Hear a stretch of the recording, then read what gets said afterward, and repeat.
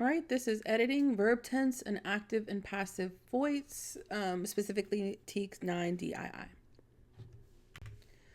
All right, just a quick rundown of that standard. So students are expected to edit drafts using standard English conventions, including consistent, appropriate use of verb tense and active and passive voice.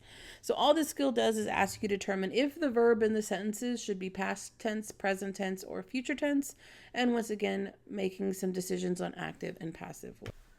All right, review verb tense. On the STAAR test, you're going to be asked to identify the correct way to write complete sentences, and a sentence may have compound verbs. So that's what you want to look for when you're making sure that you write correct sentences. And they need to be consistent and appropriate. So the verb tense shows when an action happened. And in order to make sure that they're consistent, you're going to look at all the other verbs. You're going to look at when something's taken place in order to make sure that it is appropriate. Just a quick rundown of those different tenses, just if you need a refresher. So past tense, walked. She walked to school yesterday. Present tense, it's happening in the now. Walk or walks. So she walks to school every day. Future, will walk. She will walk to school tomorrow. All right, we're going to do some practice for verb tense. So all you're going to do throughout these next options is to carefully identify each verb in the sentence and determine who or what is performing the action, just to help you out. That's going to help you ensure the verb tense matches the subject and stays consistent. All right, if you need to, hit pause after I read the sentence just to give you some think time if you need to or you need it. And then let's go. So she washed the dishes and wiped the counters after dinner. Take a look at those verbs. Pause if you need to get a sense of whether or not it's correct or not. But it is correct. She washed the dishes and wiped the counter. So washed and wiped are both my verbs. Who's performing the action? It's she. She is performing the action. So these are appropriately placed, and they're both past tense. Past tense, so they match each other. Looking at the next one, while the children watch a movie, their parents cook dinner and discuss plans for the weekend. So go ahead, take a look, identify those verbs, push pause if you need to. All right. No, that is incorrect. So those different verbs, watch, cook, and discuss, those were all different in that sentence, right? We have watch and then cooked, which is past tense, and discuss, which is present tense. So I needed to change cook.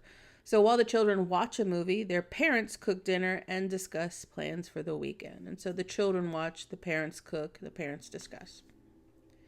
Looking at that next one, he studies all night and finished his essay by morning. Take a look at the verb. Give yourself a moment if you need it. Incorrect, because we have studies and finished. Studies is present tense, finished is past tense, and so those don't match, and I needed to make them match. So he studied all night and finished his essay by morning. Ooh, I went ahead and clicked that one too soon, but that's okay. Take a look. You can see all the different verbs that are in there. Although she felt exhausted, so felt is past tense. Maria reviewed, so reviewed is past tense, so I like that. The reports and drafted, past tense, the summary before the meeting started. Those all match, and then we're good to go. I'm going to not click this next one really quickly. They will travel to Italy and explore the countryside next summer. Go ahead, take a look at those verbs. Give yourself a second. Pause if you need to. All right.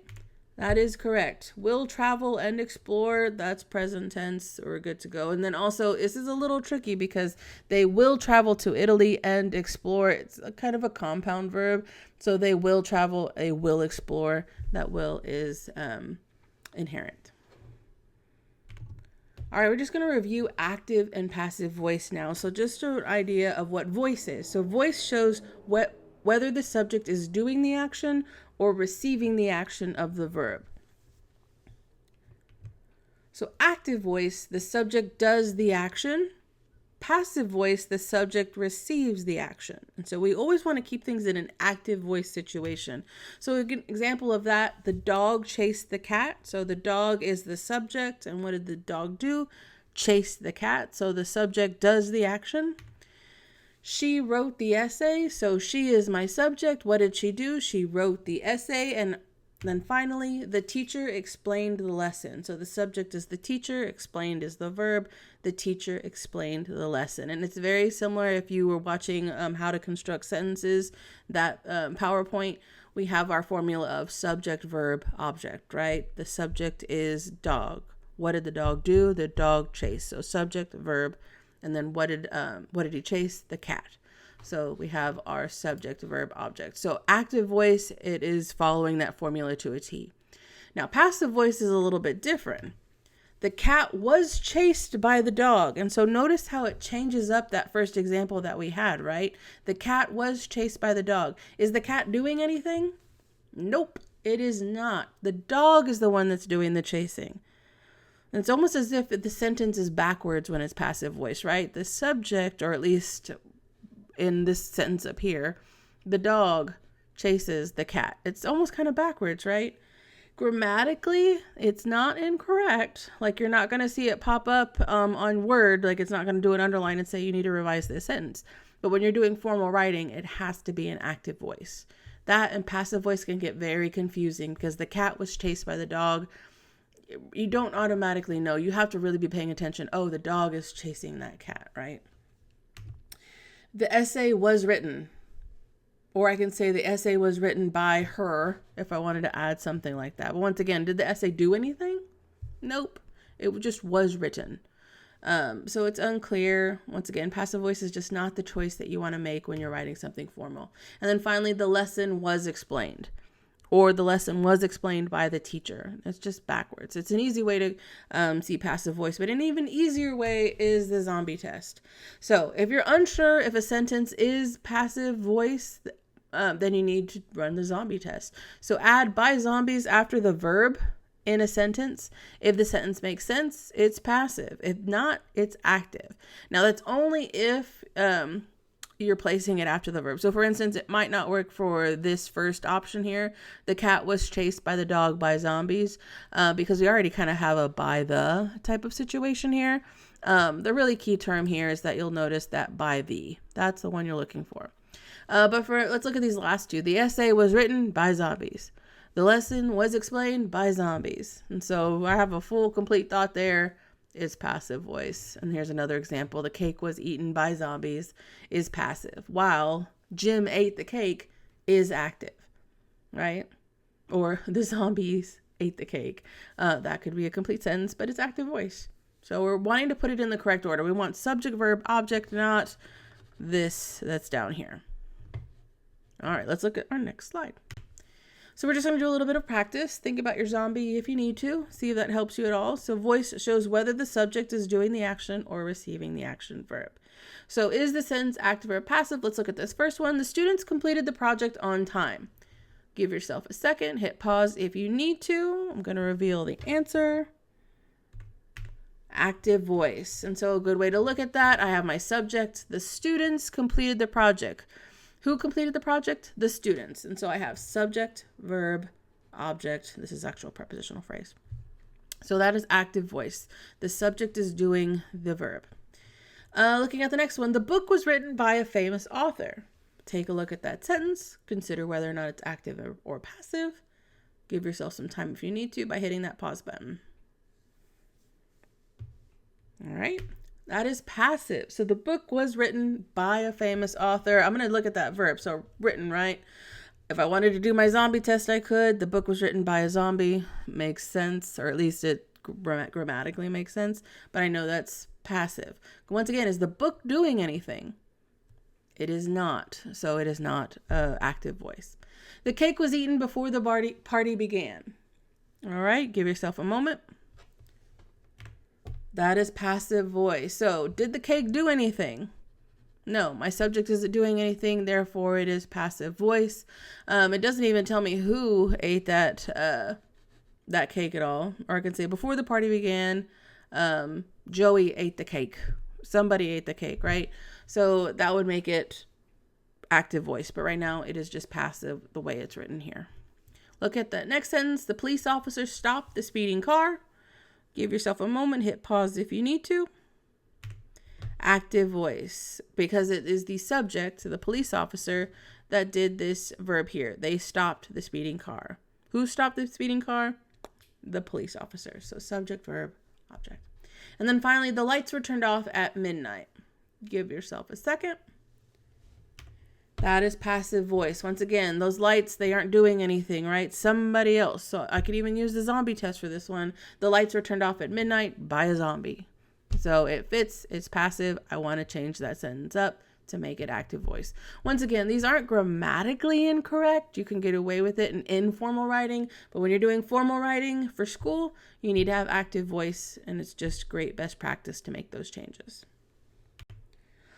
All right, let's look at some STAAR practice. Get out a sheet of paper if you want. You can follow along. Pause the video at any point just to make sure that you decide on your answer choice before seeing what the answer is. Question 1. Leaving El Paso behind, my parents piled me and my sister into our car along with backpacks and snacks. We then will head east on the highway. So the question is, what change should be made to sentence 5? Because we're talking about verb tense, it's very likely going to be verb tense, but we want to see which one it is. So change piled to pile. So past tense pile to present tense pile. If we take a look up here, my parents piled me and my sister into our car along with backpacks and snacks. We then will head to on East Highway. It's past tense. I'm going to highlight all the verbs here, right? So we'll head, piled, leaving El Paso. All right. So it's possible because, well, it says will head. And then here it's just pile. So it's not doing will pile, right? My parents will pile me. So no, I don't want this one because it's not going to match what we have here. Change leaving to leave. So leaving El Paso, leave El Paso behind. That just doesn't make sense. So that's not the correct one. Nor do I want it to be kind of a present tense one. So leave El Paso behind. That's not the way you use that term. And then it's a dependent clause. So I need that ing verb here. Change will head to headed. So am I changing it to past tense? So we then headed to east on the highway. That does match the piled that's here. So that might work. That might work. So let's see. I'm going to put a little dot there so I remember. Change will head to head. So my parents piled me. No, because if I just leave it at head, then it's present tense and it's not going to match that other one. If I wanted it to match, then I would have to change. I'd have to be able to click A and D. So that is not correct. And I'm left with C. And that's just checking all your verbs. Highlight them all. That does help you make your decision. Question number 2, local businesses are benefiting from the fishing opportunities, which in turn help the overall economy. And so I already know I'm looking for my verb tense here, so I am going to highlight them all. You won't always know that that's the question that is being asked. But if I notice that they're making any type of changes to verbs, then I'm going to go ahead and highlight the ones that I have in here just to help me make a decision. I will give you a little hint. I did change some of these. You aren't always going to have verb options in your answer choices. So just kind of keep that in mind. So for instance, we see some capitalization here. So just keep that in mind. You won't always have so many options for verbs, but when you see a verb in your answer choice, just know that you need to look for matching verb tense in that entire sentence. So local businesses are benefiting from the fishing opportunities, which in turn helped the overall economy. I highlighted fishing, but that's kind of like a descriptor for opportunities. So like what kind of opportunities? Fishing. So just kind of keep that in mind. It's not necessarily a verb. It's more of like an adverb where it's describing something.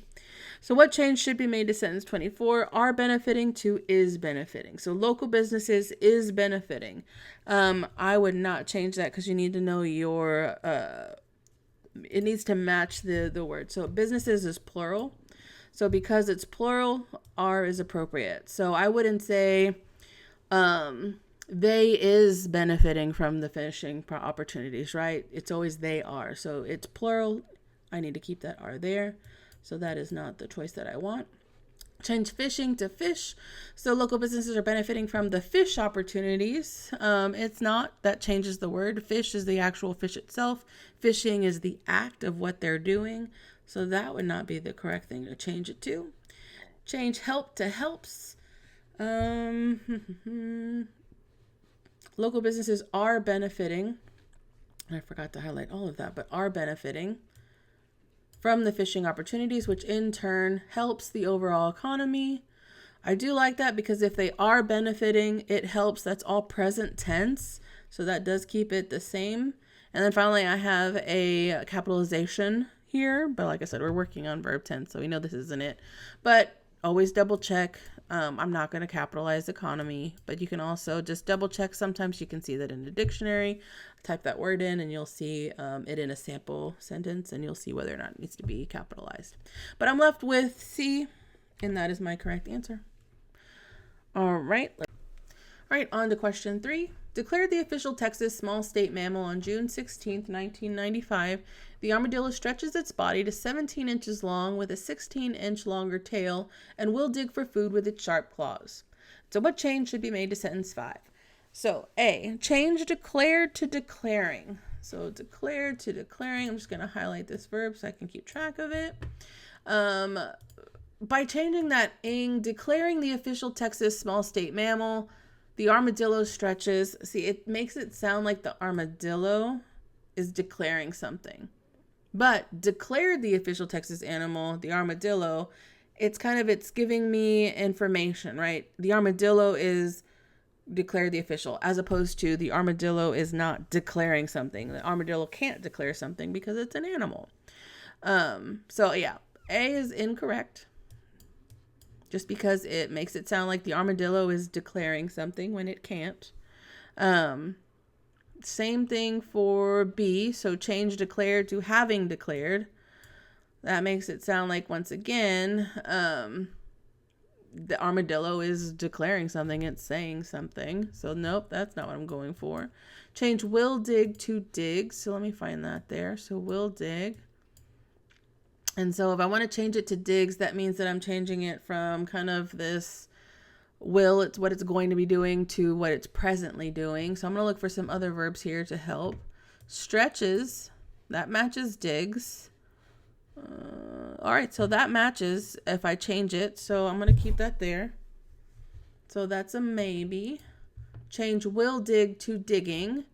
So that digging does not match that stretches, which is in the sentence. So I want all my verb tenses to match. They should. So I'm left with C.